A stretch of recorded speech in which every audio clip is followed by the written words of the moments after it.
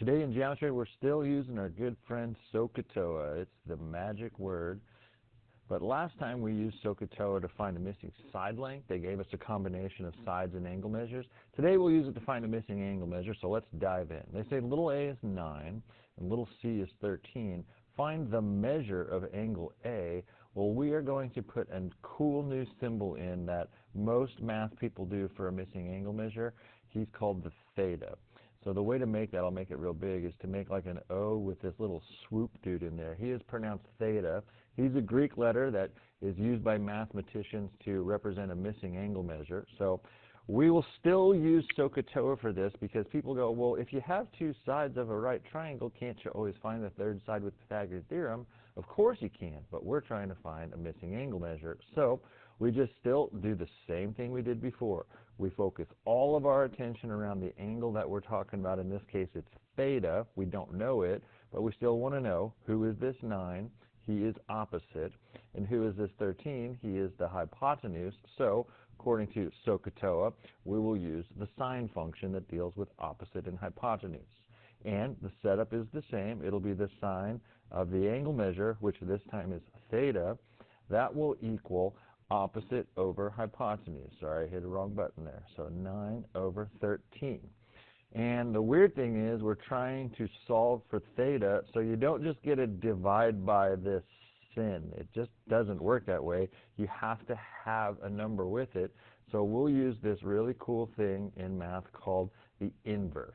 The inverse undoes each other. Like the inverse of addition is subtraction. The inverse of multiplication is division.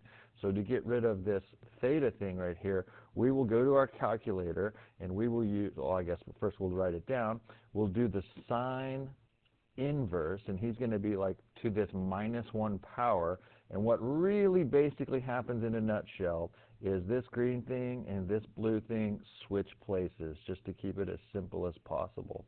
So the 9/13, we want to make sure that he's in parentheses, will equal the theta in that case. You see how the inverse inverted those two guys and they switch around. So on our calculator, we have our same old sine, cosine, and tangent buttons, but can you see above those is written that sine to the -1, which is really pronounced sine inverse, the cosine to the -1, and the tangent to the -1. Those are all the inverses as second functions. So we hit the second and then our button. If your calculator is not like mine, you have a very similar place to find your sine inverse, cosine inverse, and tangent inverse. So let's go punching this guy in. I want the sine inverse, so I will hit second sine, and it makes sure I have that little -1 right there. And it was just 9/13, so like 9 divided by 13.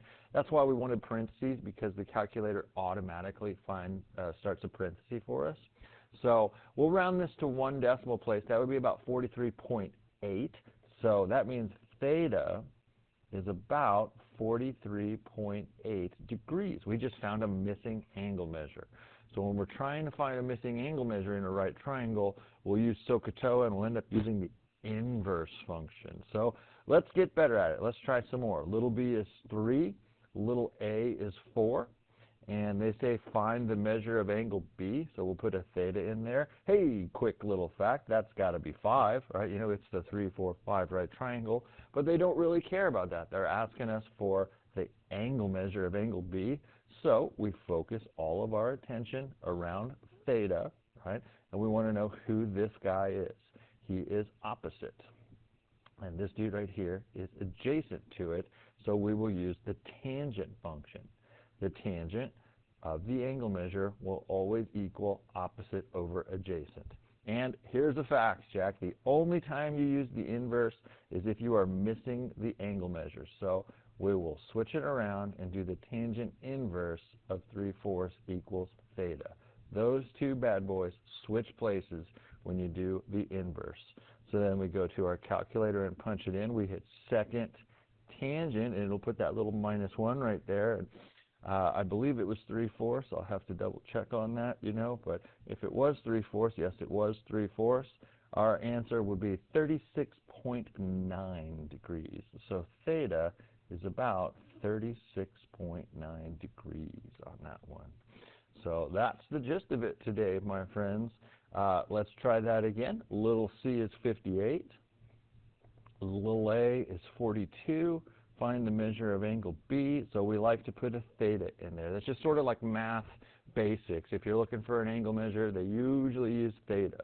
So focus all your attention on this guy and see who these dudes are. Well, no doubt the 58 is the hypotenuse, and that C, he is not C, but that 42, he is adjacent to it. So opposite, adjacent and hypotenuse, excuse me for struggling here, is going to be the cosine. So we'll do the cosine of theta equals 42 over 58. And even if that fraction reduces, who cares? We're just going to leave him, you know, because we're just going to punch this in our calculator anyway. But we do need the inverse cosine to get theta all by himself. So we'll do that, and then we'll go punch it in. The cosine inverse of 42 divided by 58 is what I believe it was, about 43.6. So theta is about whatever I just said, 43.6 degrees. Cool. One more of those bad boys. We got little a of 27 and little c of 35. Find the measure of angle A. So we'll put a theta in there, and then we just figure out who these guys are. This is opposite, and this is the hypotenuse. So opposite and hypotenuse is the sine function. So the sine of theta will equal 27 over 35. And we only use the inverse if we're missing an angle measure. So that will switch those puppies around. And we go punch it in, inverse sine of 27 over 35. Second sine, 27 divided by 35. And I got 50.5 if we're rounding to the nearest tenth. So theta is about 50.5 degrees. Why don't you pause the video and see if you can get these other two done. Don't worry about reducing any fractions, but just get them set up and let's see what you got. All right, I hope you gave them a shot. So on 5, I'll put the stuff in the picture. And I got a opposite and adjacent, so I will use the tangent function on that one. So I'll do the tangent of theta equals 300 over 600. Again, that could easily reduce to 1/2, but I don't think it's worth doing that. You know, it's like you can if you want to, but we're just going to get a decimal anyway. So I will use the inverse because I was missing an angle measure. And then when I punched that dude in, I got about 26.6 degrees. Don't forget the calculator has to be in degree mode to do this. If you were not in the right mode, you're getting very different numbers. So on number 6, putting the info in, little b was 22 and little a was 18. Still dealing with opposite and adjacent, so I'll deal with the tangent function of theta equals 22 over 18. And yes, we will do the inverse because we're missing an angle measure. So punching that guy in, I got about 50.7 degrees on that dude. So let's do some story problems with it. Again, every time I switch the paper around, I usually write the magic word at the top. So SOHCAHTOA. Very hard to do this if you can't spell that phrase. So here's some realistic situations. A road has a rise of 6 feet. That's this. So it went up 6 feet in an 82-foot span. So if like we started here and we drove 82 feet, it's like we went uphill 6 feet. They say, what is the gradient angle of the road? That's this theta that they put in the picture for us. So it's like, what grade did it go up at? Well, we'll use SOHCAHTOA because we got ourselves a right triangle here. We just got to figure out who these guys are in relation to theta. This 6 is opposite, and this 82 is adjacent. So we can use the tangent function on this one. The tangent of theta should be 6 over 82. Again, don't worry about reducing that, but because we're looking for this angle measure, we will use the inverse to switch things around.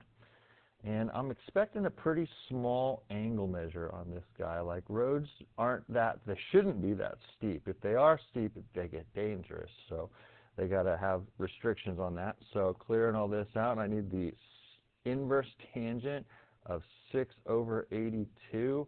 And I hope it's less than like 10 degrees. Oh yes, it's about 4.2 degrees. Is that what they ask us to round to? They don't tell us, so if they don't tell us, I always round to 1 decimal place. So about 4.2 degrees is the gradient of that, which is nice and gradual. And speaking of regulations, a wheelchair ramp definitely has regulations. So that's called the ADA. They have regulations where every wheelchair ramp must have no more than a 4.8 degree incline. So like that's the max. It could have less than that, but if it has more than that, we're in trouble. It could actually be 4.8 and still be good. Steve has a 25-foot ramp at his business. So that's the interesting part, is like, where does the 25 go in the picture? This is the ramp. This is like what you would like wheel on. So that's where the 25 feet goes right there. The ramp goes up 14 inches. So look at this. We've got some converting to do. I think it would be easier to take this and change it into inches. So we'll take the 25 times 12 to see that that is 300 inches. So that's where we could get ourselves in trouble, is watching our labels on this guy. They say, what is the angle of elevation for this guy? So that's theta. That's the angle that we went up at on this bad boy. So I will realize who I got. This is opposite, and this is hypotenuse. So I will do the sine of theta equals 14 over 300. And then we could do the inverse sine to switch those bad boys around and figure out what our angle's got to be. You better be less than 4.8, otherwise Steve could get in trouble. So the sine inverse of 14 divided by 300, 2.7. So theta is about 2.7 degrees. So that's pretty good. Does the ramp meet the regulations? It has to be less than 4.8, so big fat yes. Way to go, Steve. I guess they didn't even mention Steve. Yes, they did mention Steve. Thank God. He's a good character. How far away from the porch does the ramp need to start? So that's a new question. That would be this dude right here. If I was to call him X, we'll first highlight him. That would be like, here's the porch, right? And this is how far away it is in green in that case. So let's call that X, right? So what I'll do is kind of reevaluate. I have like a lot of cool things here. I probably want to measure that like in feet. You know, you could do it in inches if you wanted to, but since it's far enough, it's got to be less than 25 feet because that's the hypotenuse. So here's what we'll do. We'll still like focus on this, but we're going to use that 2.7 degrees. And I will focus on the 2.7 and realize this is adjacent, and I'm going to use that hypotenuse right there of 25. So I'm going to use cosine of 2.7 equals x over 25, adjacent over hypotenuse. And then to solve for x, I will take 25 times the cosine of 2.7, and we'll see what that is. 25 cosines of 2.7. Notice I didn't use the inverse because I'm not looking for an angle measure. I have the angle measure. So about 24.97. You know, like, it's like it definitely can't be 25 because that's how long the ramp is. So it's going to be even smaller than that. So about 25, excuse me, x is about 24.9, was it 7? Yeah, 0.97 feet, about 24.97 feet. Like, we could have also done the Pythagorean theorem on that if we wanted to, because we have like two side lengths in that scenario.